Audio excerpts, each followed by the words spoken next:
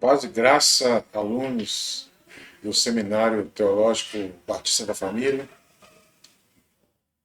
Eu sou o pastor Luiz Alberto, professor do seminário, e hoje estaremos dando continuidade à nossa aula sobre a disciplina de hermenêutica. Nós estamos já no capítulo 4, na parte 2. Iremos falar da hermenêutica na pós-reforma. Então vamos lá para o slide. Então aqui nossa aula aqui é hermenêutica, ainda no capítulo 4, na parte 2.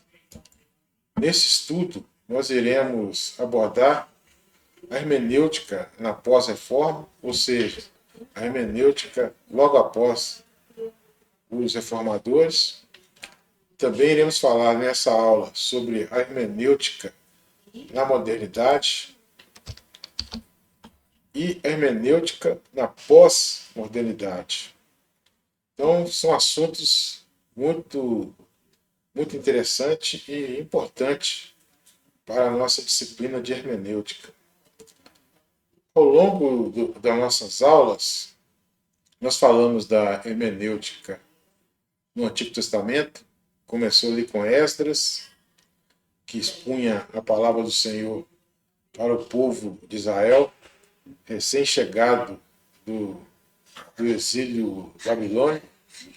Falamos também da hermenêutica no período do Novo Testamento, hermenêutica do próprio Jesus, do apóstolo Paulo. Falamos também da hermenêutica na era patrística, a hermenêutica na era medieval, a hermenêutica na era da Reforma Protestante e agora a hermenêutica na pós-reforma. Então, para iniciar aqui nossos slides, vamos falar sobre a hermenêutica na pós-reforma. Então, vamos aqui continuar expondo aqui essa parte do nosso ensino. Então, a hermenêutica na pós-reforma. Então, aqui, no período da pós-reforma, por mais incrível que pareça, não houve grandes avanços na hermenêutica. Ou seja, não houve grandes avanços na interpretação bíblica. E ela ficou estagnada, né, nesse período. A igreja protestante, ela se dividiu em vários ramos. Surgiu várias denominações e se espalhou ali por toda a Europa, né? Então, dentro desse contexto, houve uma preocupação com doutrinas secundárias, ou seja, aquelas doutrinas que não fazem parte dos pontos fundamentais da fé do cristão. E então eles começaram a gastar muita energia, eles começaram a dar prioridade às questões que não eram superficiais. E houve também, nesse contexto, a não priorização da vida piedosa, ou seja, as pessoas, os líderes, estavam preocupando tanto em formular credos, em doutrinas secundárias, esqueceram da vida com Deus, né? Que é a piedade. Né? E houve essa situação de que a igreja se esfriava cada vez mais, ficava apenas na questão de formular credos e outras coisas mais, e esquecia do pietismo, né? daquele movimento pietismo, e surgiram, portanto, em resposta aos dogmatismos, né, o que nós chamamos de pietismo. nós vamos aqui passar por esse slide aqui, falar um pouco sobre o que foi esse movimento pietista. Esse movimento tinha como foco a prática pautada na piedade, né? A alteridade e o amor. Eles então, na pós-reforma, eles deixaram aquela prática somente do estudo de questões secundárias e passaram a voltar-se para a piedade, a alteridade, amor, o próximo. Até aí tudo bem, até aí é uma coisa que até louvável, né? E essa volta à alteridade, ao amor, em contrapartida, abandonou o estudo. Veja bem, coisas que deveriam caminhar juntos, né? Que é o pietismo, ou seja, o amor, a alteridade, o amor ao próximo e o estudo da palavra,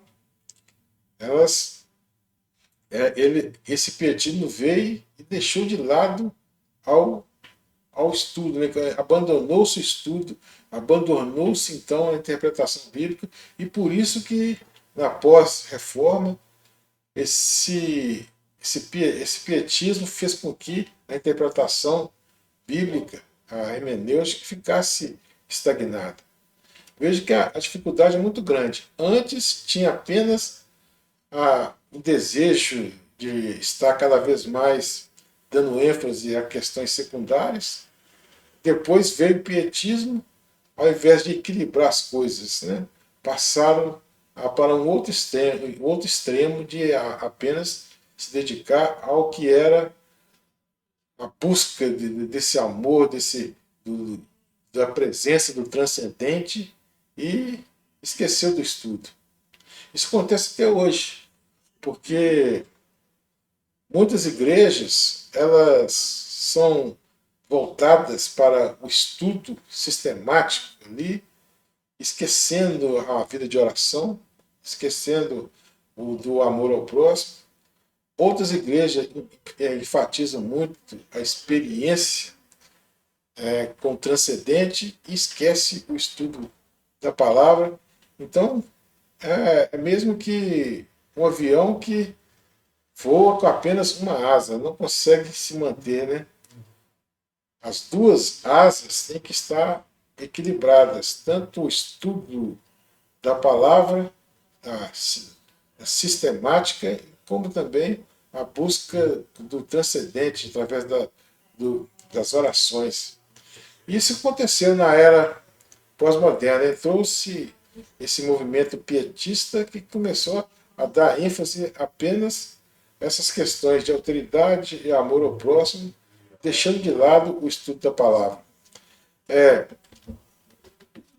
Em certos momentos, dá-se, de acordo com o slide aqui, deu ênfase somente ao estudo da palavra. Em outros casos, abandona-se totalmente a interpretação, priorizando a espiritualidade prática. Veja que houve essa contrapartida, né? Um momento priorizando mais a espiritualidade e outros momentos priorizando mais as questões do estudo da palavra. Mais uma vez eu enfatizo para vocês que nós devemos ter o equilíbrio, né, dessas coisas, né? Tanto o estudo da palavra quanto as coisas mais espirituais. Então isso aconteceu na pós-reforma, né? Alguns priorizando, mais uma vez repetindo, o estudo e muitas vezes destinando tempo excessivo às questões dogmáticas, né? Porém secundárias, e em outros momentos destinavam somente a aspectos espirituais e práticos, não havendo equilíbrio entre as duas questões. Então, e nesse caso, então, a hermenêutica ficou assim estagnada nesse momento. Houve também o que nós chamamos de confessionalismo. Assim, os diversos ramos protestantes, veja bem, se preocupavam somente com o estabelecimento dos dogmas. E levavam em consideração diferenças mínimas, coisas mínimas faziam com que eles discutiam discutissem, né? E gastavam muito tempo nessa questão. E levava em consideração diferenças mínimas de opinião, mesmo em doutrinas consideradas coadjuvantes. Né? Para o cristianismo, essas doutrinas coadjuvantes, queremos dizer que não são as doutrinas fundamentais. Então, sim, que nós podemos entender que gastava muito tempo em coisas não prioritárias, né? Em coisas secundárias, e por conta dessa atitude dogmática, esse movimento do protestante enfrentou um período imediatamente posterior à reforma, chamados de alguns de confessionalismo. Esse título se refere a quase somente a elaboração de credos e confissões. Então eles fizeram muitos credos, muitas confissões nesse período para sintetizar as crenças. E que nós temos que entender que esse momento do confessionalismo era voltado para as questões que eram secundárias. Né? Continuando aqui. Agora não estou falando mais da pós-reforma, estou falando da modernidade, ou seja, aquele período que vem depois da reforma protestante e logo após a pós-reforma. Né? E a hermenêutica na modernidade. Aqui nós temos que ressaltar que aconteceram fatos que mudaram o rumo da história. Nesse contexto aqui, Deus ele deixou de ser o centro. O teocentrismo deixou de ocupar o desejo e a crença da humanidade. Então, introduziu-se o racionalismo, que veio com o estudo da razão. A razão passou a tomar conta. E nesse período também da modernidade surgiu o iluminismo, que chamava para si esse conhecimento plano, né? Pleno das coisas. Né? O iluminismo apareceu grandes pensadores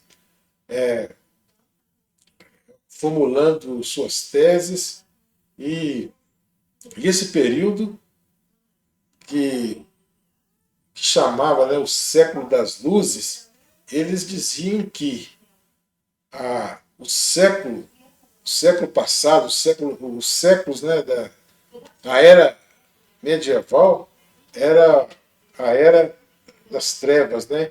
E eles, os iluministas, eram a era das luzes.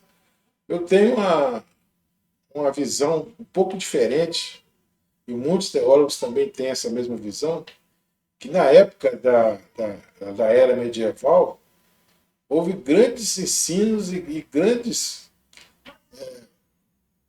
ensinos na área do saber.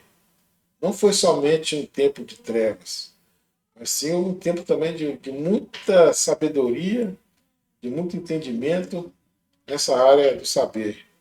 E não era bem assim igual apregoava os iluministas, de que somente a partir do iluminismo que veio a era, o século das luzes. Né? A hermenêutica, na era moderna, ela se aproximou, né, se aproximava do texto bíblico como qualquer um outro texto. O texto bíblico, para eles, não tinha aquela questão da inspiração, da revelação. E também o conceito de inerrância foi deixado de lado e foi totalmente abandonado. E a razão passou a ser a única fonte de interpretação. Então isso quer dizer o quê? Na era moderna, a razão tomou o lugar de destaque. O homem passou a ser o centro do pensamento humano.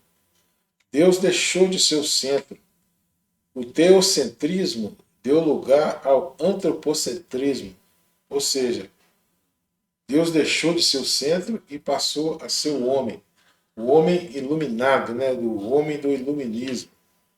Então, e houve também aqui nessa época aqui no auge do iluminismo, houve uma maneira de interpretar a Bíblia diferente de como era interpretado lá na Reforma Protestante. Porque antes da Reforma Protestante, a maneira de interpretar a Bíblia era alegórica. Na era protestante, iniciou-se a interpretação bíblica histórico-gramatical, né? Com o texto bíblico tendo um único sentido, que era o sentido que o autor quis repassar. E já aqui, essa maneira de interpretar, chamando criticismo, ou crítica textual, ou alta crítica, eles se aproximavam do texto bíblico, retirando do texto bíblico o que não podia ser provado pela razão, pela ciência. Veja que o iluminismo é a era da razão, né? Então, o criticismo também foi chamado de crítica textual e negava qualquer tipo de milagres. Este foi o grande problema da autocrítica, do criticismo, da crítica textual. Eles tiraram os milagres do contexto bíblico. Eles tiraram tudo que era milagre, que eles tentavam arrumar uma outra forma de interpretar, né? Tudo que não se podia provar pela ciência, pela razão, pelo racionalismo, eles tiraram da Bíblia e tentando interpretar de outra forma. Houve um abandono, né, na hermenêutica moderna, foi o abandono das ideias da inspiração e inerrância em relação à Bíblia. Então, a Bíblia, para eles, que antes não tinha erro, era inerrante, ela passou a apresentar vários erros dentro dessa visão do criticismo, né? Então, começou a apresentar vários erros. E, além disso, estabeleceu um outro contraponto com as hermenêuticas da Reforma e da pós-Reforma. A interpretação moderna reagiu contra o dogmatismo. Então, quer dizer, o dogma para eles também estava fora de questão. Contra o controle da exegese e da teologia sistemática. Na era moderna, o objetivo do intérprete mediante o uso da razão, sempre a razão estava em voga aqui, né? Entender o homem, o pensamento, a cultura e a teologia estava por trás do texto, né? Então, quer dizer, sempre o uso da razão estava à frente, né? Então, aqui, no modo geral, tirou-se os milagres, tirou-se tudo aquilo que não conseguia ser provado pela razão e deram uma outra roupagem a essa interpretação. Ou seja, por exemplo, a abertura do Mar Vermelho, no livro do Êxodo, teve uma forma racional, né? Uma forma que dava para se interpretar racionalmente e não sendo um fato milagroso. E assim por diante, todos os milagres foram retirados e ficaram apenas o que podia ser provado pela razão. Outro milagre também que nós podemos dizer aqui é sobre a questão da ressurreição de Cristo. Foi totalmente retirado. E alguns afirmavam que essa ressurreição de Cristo foi atribuído a o que aconteceu no íntimo dos apóstolos e eles repassaram essa verdade íntima deles para frente e não aconteceu literalmente uma ressurreição. Essa foi a função, a maneira como o criticismo, né, como a autocrítica começou a interpretar a Bíblia. E nisso aí, muitos teólogos veio corroborando com esse pensamento de que os fatos miraculosos que aconteceram na Bíblia não eram verdadeiros, e sim ocorreram.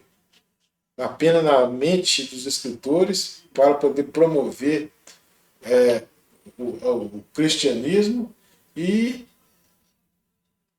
se trata, portanto, de uma inverdade, né? Nesse contexto surgiu, né, a teologia liberal. A teologia liberal surgiu lá na Alemanha, né, que foi o berço dessa teologia, né, que essa desconhece qualquer autoridade bíblica como palavra de Deus. Então, para eles, para os teólogos liberais, a, a palavra, essa Bíblia, a autoridade como Bíblia, como a palavra de Deus, era como qualquer outro livro e não tinha essa autoridade. Muito porque a Bíblia apresenta os milagres, né? Por exemplo, outra situação que os teólogos liberais apresentam, que Adão e Eva não eram pessoas literais, não foram pessoas que existiram realmente, e sim um mito, né? Uma maneira de contar a história, uma maneira de dizer, de interpretar as grandes indagações da vida, né? Por exemplo, de como foi feito este mundo, como nós viemos parar aqui nesse mundo, qual o propósito nosso aqui no mundo. Isso tem como explicação através da mitologia, dos mitos. E eles não entendem que Adão e Eva eram pessoas literais, pessoas que existiram, pessoas históricas, né?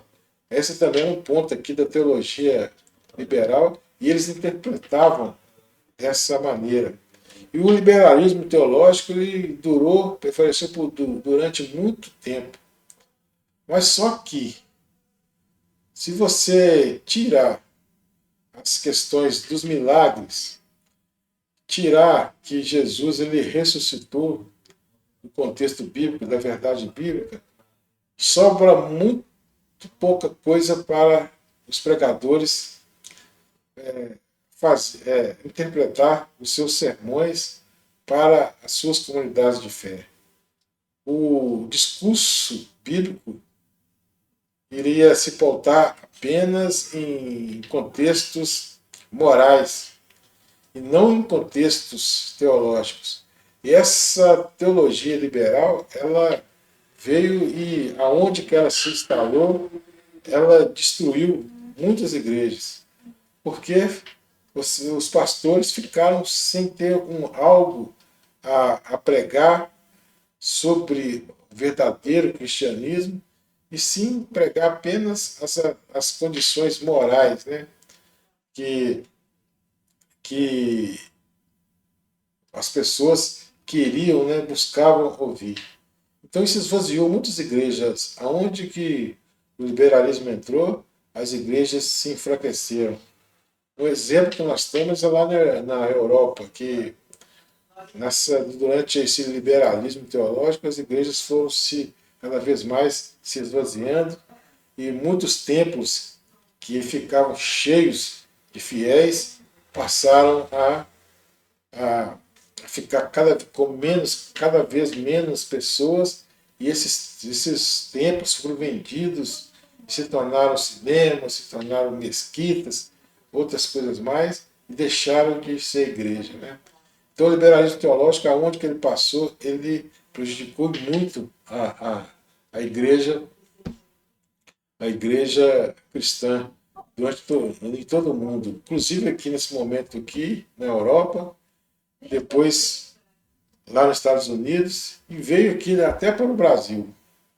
Outra questão também da teologia liberal é que ela foi entrando em muitos seminários, até seminários confessionais, e também muitas faculdades teológicas, elas têm esse caráter, né, liberal, né, da teologia liberal, e isso também, quando um aluno vai para uma faculdade, ele vai ter contato com muitos professores que são adeptos dessa teologia liberal, E isso traz um prejuízo muito grande para o verdadeiro cristianismo, né? Cristianismo que apregoa que Jesus é o Filho de Deus, que a Bíblia é a palavra de Deus, que Jesus ele morreu para nos salvar do castigo eterno, que Jesus ressuscitou, que Jesus foi assunto aos céus, está à direita do Pai e vai voltar, né? E haverá céu e inferno. Então, esse ensino foi amplamente difundido, né? O ensino liberal foi amplamente difundido e isso contaminou muito a igreja cristã em várias localidades do mundo. Então, os principais hermeneutas da era moderna, nós temos aqui o John Simer e o John Ernest. O Simer viveu no século XVIII, né, no 1725 a 1791. O Ernest viveu em 1707 a 1781. Agora, nós temos aqui uma pincelada, né, a respeito da teologia liberal, que surgiu aqui na modernidade, e o criticismo, né, que também era uma maneira de interpretar a Bíblia. E agora nós vamos falar da hermenêutica na pós-modernidade. Então, é um pouco mais além da, da modernidade, né? Um dos filósofos mais influentes na era pós-moderna foi o Immanuel Kant. Tinha uma grande influência. Ele não estava satisfeito com o racionalismo que imperou na modernidade, né? Veja bem que o racionalismo ele surgiu com o iluminismo, passou, né, contaminou ali os teólogos que deram origem à teologia liberal, né? E, e ele não estava satisfeito, o Immanuel Kant, e reduziu, né, os fatores religiosos a uma mera razão pautada primeiramente, no naturalismo e no existencialismo do século XVIII. Né? Então, ele foi um dos grandes filósofos dessa época, o Immanuel Kant. Nós temos aqui também o Bultmann. Ele foi um dos principais hermeneutas pós-modernos, Rudolf Bultmann. Ele defendia que a ideia de que o sentido de um texto era independente do sentido que o seu autor quis transmitir. Veja que é o contrário, né? Lá na interpretação histórico-gramatical era a intenção do autor que prevalecia. Aqui mudou, porque a intenção aqui que prevalece é a intenção do leitor. Então você lê e você tira dali daquela leitura algo para a sua vida. Então deixou de lado a mensagem que o autor quis passar e sim, agora predominava o que você entendia a respeito daquele texto e não mais o autor. Então é totalmente ao contrário, né? Essa é uma das interpretações aqui do Rudolf Bultmann, né? Que era dessa época aqui. Então estava caminhando, sim, nesse contexto, né, que, contrário à interpretação gramática, literal, né, e estava caminhando. O homem cada vez mais sendo o centro de todas as coisas, Deus deixado de lado, Deus já não era mais o centro principal ali, Deus já não era mais, e o homem estava sendo assim, colocado como, houve sim, ou antes, um pouco, essa época aqui, houve aqui a Revolução Industrial, o capitalismo começou a dar as cartas, né? as riquezas começaram a ser produzidas, e mais do que nunca o homem passou a ter o controle das coisas, ser o centro das coisas, e mais uma vez deixando Deus de lado. Mas Deus é o Senhor da história. Deus é o Senhor da história. O que aconteceu? No auge ali dessa questão da Revolução Industrial, né? O homem no centro das coisas, veio um balde de água fria, que nós podemos falar assim, que foi a Primeira Guerra Mundial e a Segunda Guerra Mundial. Ali se provou que quanto mais sábio o homem poderia ser, menos racional ele seria. Porque tanto a Primeira Guerra quanto a Segunda Guerra teve requintes de crueldade intensos, imensos. E Deus deu para perceber claramente que o homem não tinha condição de mudar o mundo para melhor.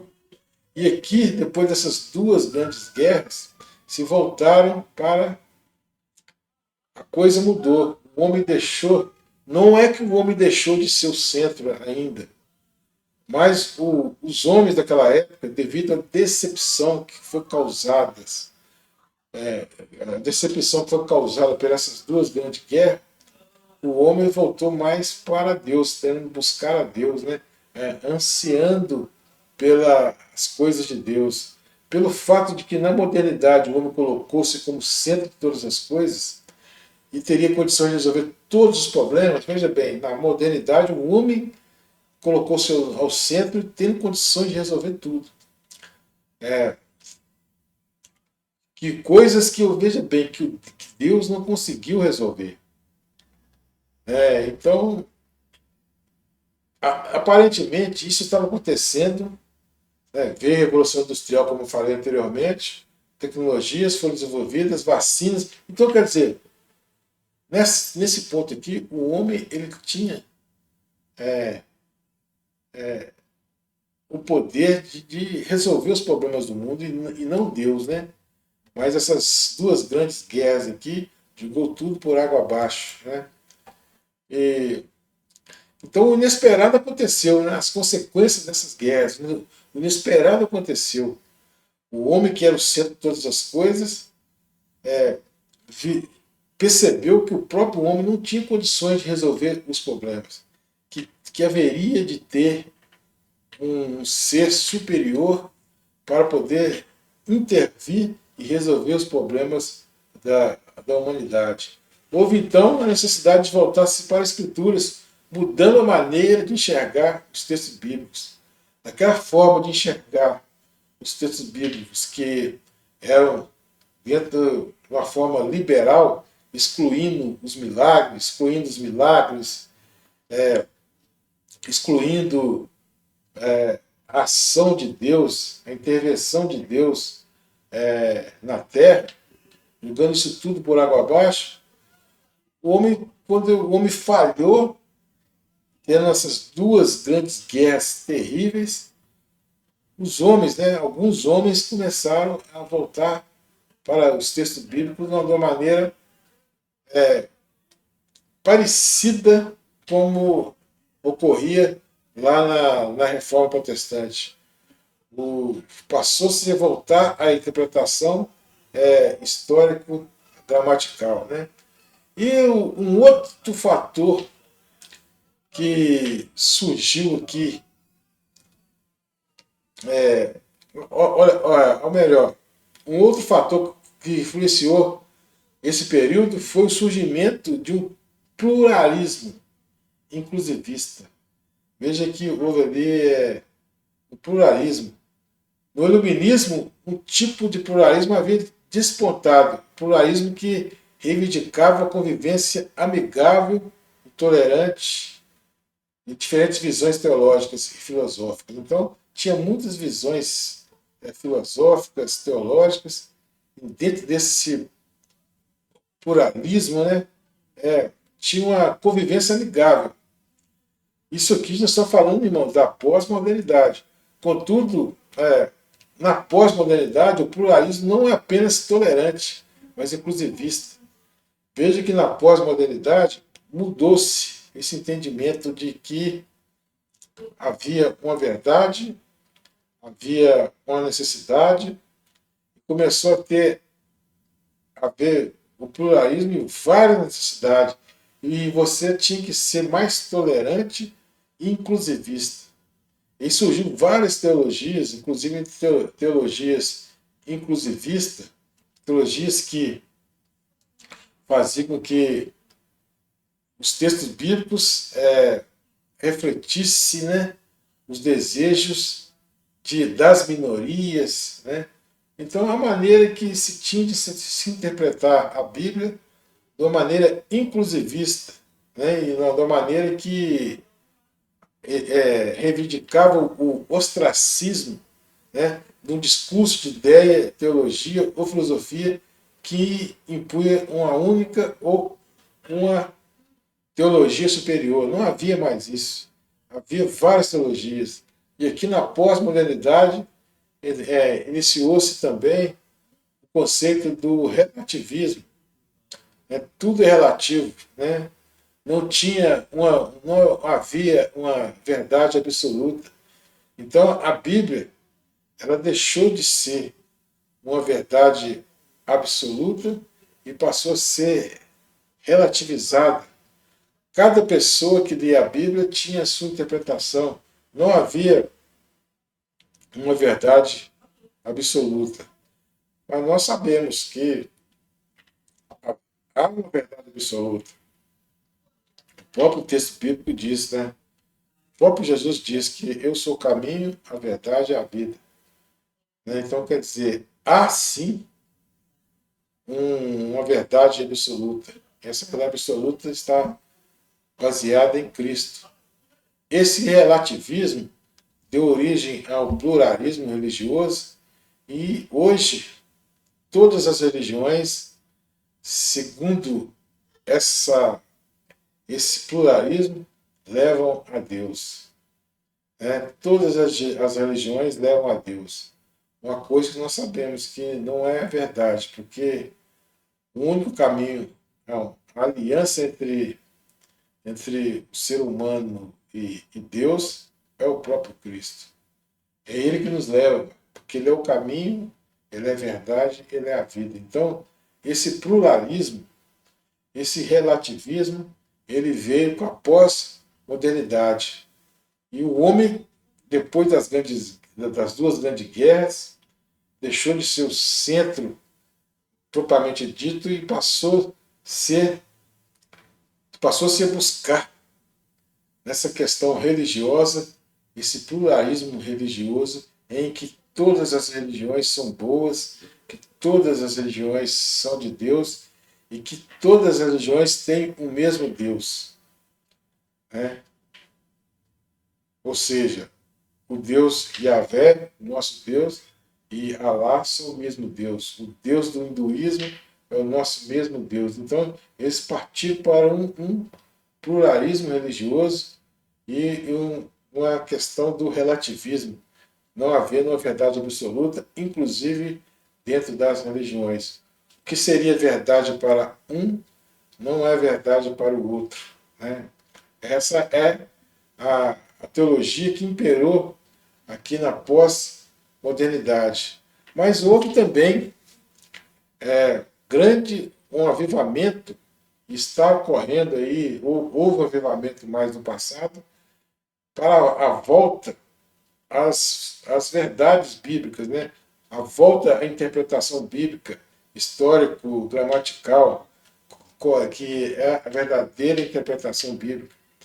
Então, há um contraste entre a revelação dada por Deus através da Bíblia e essas múltiplas, esse esse pluralismo inclusivista, né?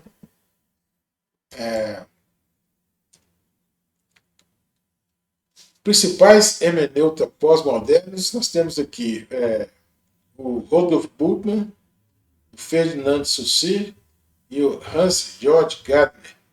Esse Bultmann, já falamos aqui, um teólogo. O Ferdinand Saussure é o pai da linguística. E esse Hans Georg Gardner também foi um grande pensador e tem pouco tempo que ele faleceu em 2002. Então nós estamos falando aqui de uma era muito próxima à nossa, né? Porém, há de se ressaltar que a volta aos textos bíblicos não se deve da mesma forma que era antes. Foi parecido. O método histórico gramatical o método histórico gramatical e sim houve por parte dos hermeneutas uma maneira equivocada de interpretar, aonde não havia uma verdade absoluta. Então eles tentaram voltar, sim, à questão mais próxima do histórico, do método histórico gramatical, mas porém introduziu essa questão do relativismo, que é uma forma equivocada de interpretar, né? Não havendo uma verdade absoluta. Não importava o que o autor do texto sagrado dizia, e sim o que representava para o leitor. Essa é a hermenêutica da pós-modernidade, né? E, como eu já falei, esses foram os principais hermenêuticos: o Rodolfo Bultmann, o Ferdinand Saussure e o Hans Georg Gardner. O evangelicalismo, ele, primeiramente lá nos Estados Unidos e depois aqui no Brasil, eles tentam voltar e muitas igrejas aqui, as igrejas tradicionais, também muitas igrejas pentecostais, elas também voltam para o método de interpretação histórico-gramatical, né? E dando ênfase ao que o autor quis repassar, né? Então é muita coisa que está voltando, né? Houve uma renovação, tudo. Tem grandes pensadores da atualidade que pregam sobre interpretando pelo método histórico gramatical e, e houve também, né, dentro das igrejas tradicionais uma adaptação à teologia pentecostal, né, renovando essas igrejas tradicionais. Houve também o advento das igrejas neopentecostais e assim por diante. E todas elas, né, têm uma maneira própria de interpretar a Bíblia. Mas nós ficamos ainda com a maneira mais segura de interpretação da Bíblia, que é a histórico-gramatical e literal, né? Então, ou seja, o autor ele inspirado pelo Espírito Santo, o texto bíblico tem que exprimir a vontade do autor, o que o autor quis repassar para, para, para os leitores, tanto os leitores primários, que foram para a época que foi escrita o texto, tanto para os leitores posteriores, como, por exemplo, os leitores da atualidade, né? A interpretação histórico-gramatical, método histórico-gramatical, né? Literal e tipológico, né? Então, aqui, vamos encerrar essa aula de hoje. Nós estudamos aqui, né, a hermenêutica na pós-reforma, a hermenêutica na modernidade, ou seja, na pós-reforma tem aquela situação do pietismo em contrapartida à frieza doutrinária. Na hermenêutica da modernidade, houve o advento do iluminismo, a teologia liberal, onde foram tirados todos os milagres da Bíblia, onde que a Bíblia não era mais a palavra de Deus, ela se tornava a palavra de Deus. E houve também, na pós-modernidade, a questão do pluralismo religioso, do relativismo, né, religioso, essas diversas maneiras de interpretar a Bíblia, no qual a intenção do autor já não era mais dada a ênfase, né? E sim, o ênfase ficava naquele que estava lendo a palavra de Deus. Então esse foi o nosso estudo. Eu espero que vocês possam absorver esse estudo. Qualquer dúvida, vocês podem aí buscar no chat aí do YouTube, fazer perguntas. Posteriormente eu irei responder, que vocês possam realmente esmiuçar esse estudo, tanto na pós-reforma, tanto na modernidade e também na pós-modernidade. Tenha uma boa noite e fique com Deus e até a próxima aula.